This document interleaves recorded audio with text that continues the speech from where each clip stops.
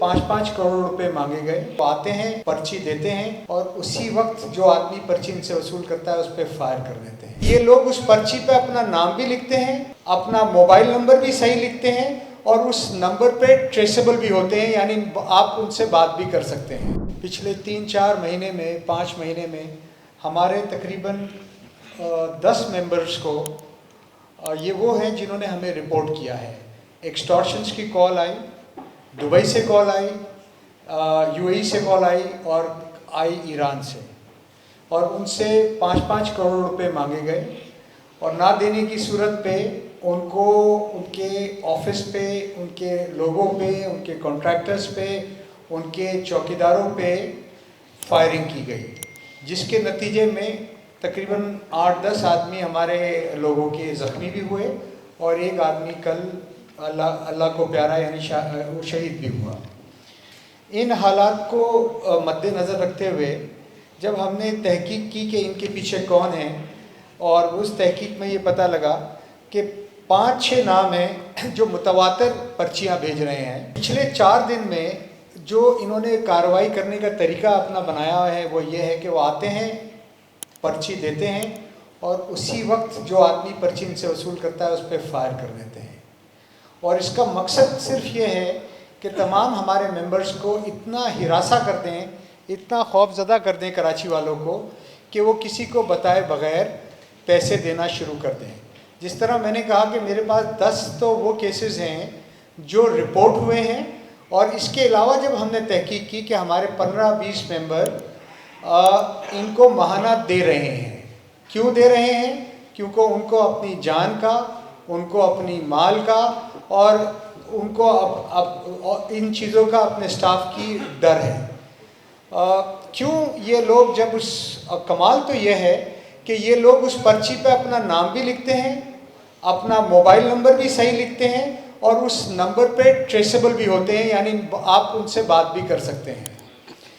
तो हमारी समझ से बाहर है और बालातर है कि क्यों हमारे तमाम लॉ इन्फोर्समेंट इदारे, जिसमें हमारी सिंध पुलिस है, जिसमें हमारी सिंध की रेंजर्स है, जिसमें हमारे दूसरे इदारे हैं और जिनका काम है लोगों को प्रोटेक्शन देना, क्यों इन लोगों के ख़िलाफ़ रेड वारंट इशू करवाने में फेलियर होता है।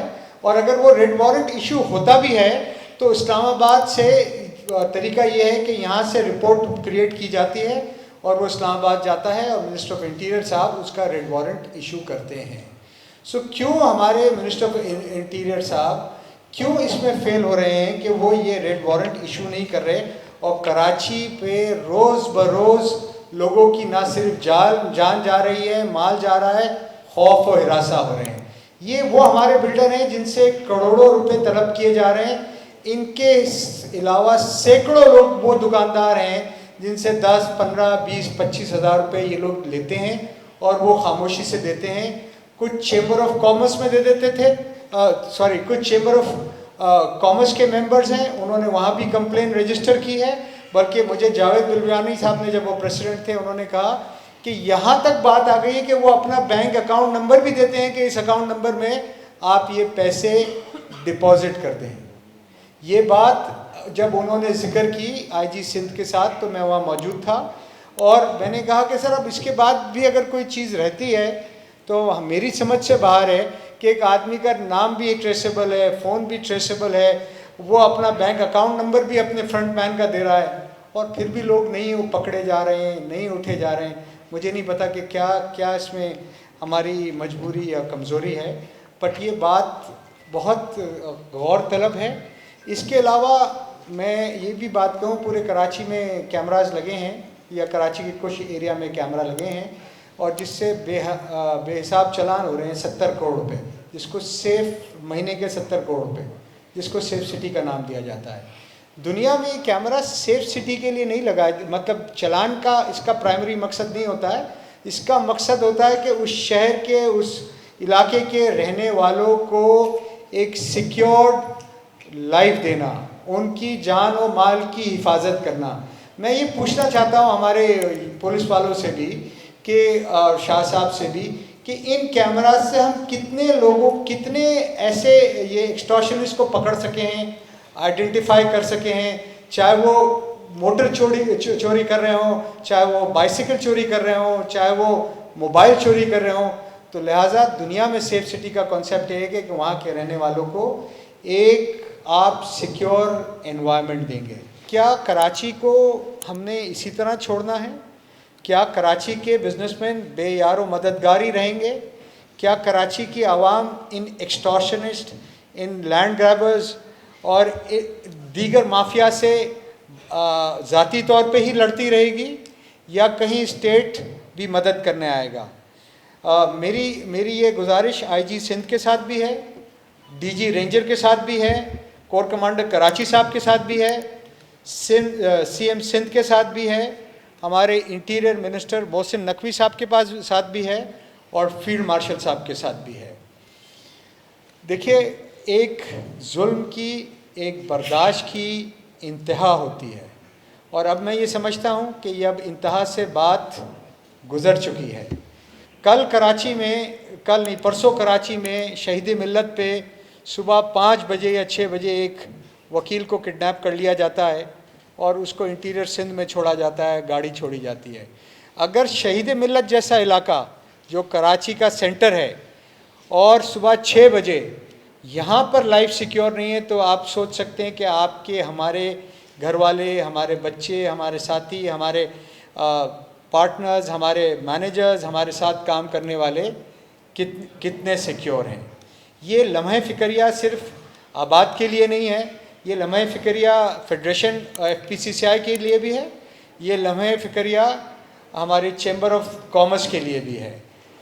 क्योंकि अगर इसी तरह होता रहेगा तो कराची 65% रेवेन्यू देता था पाकिस्तान का, कराची आज 54% रेवेन्यू दे रहा है, क्योंकि कराची के कारोबार करने वाले इनसिक्योरिटी की वजह से कराची से जा रहे हैं। पाकिस्तान में अनएम्प्लॉयमेंट रेट 35% था, वो आज 48% हो गया है। अगर इन चीज़ों को हमने एड्रेस नहीं किया तो इसके बहुत नुकसानात होंगे। अब मैं बात करना चाहूँगा लैंड ग्रैबिंग के हवाले से। देखें, जब से फील्ड मार्शल साहब आए तो लैंड ग्रैबिंग में कुछ बेहतरी ज़रूर हुई है, यानी लैंड ग्रैबिंग कम हो गई है और हमारे मेंबर्स की ज़मीनों पे कब्ज़ा नहीं हो रहा है। पर एक नया फिनोमेना जन्म ले रहा है जहाँ पर इंस्टीट्यूशन लैंड ग्रैबिंग करने और करवाने में लग गए हैं। मैं आपको मिसाल दूंगा नॉर्थ कराची की, जहाँ पर KDA के ऑक्शन लैंड हमारे मेंबर्स ने 20 साल, 30 साल, 40 साल पहले ख़रीदे, और वहाँ पर एक गवर्नमेंट का, फेडरल गवर्नमेंट का इंस्टीट्यूशन है इवैक्यू ट्रस्ट प्रॉपर्टी।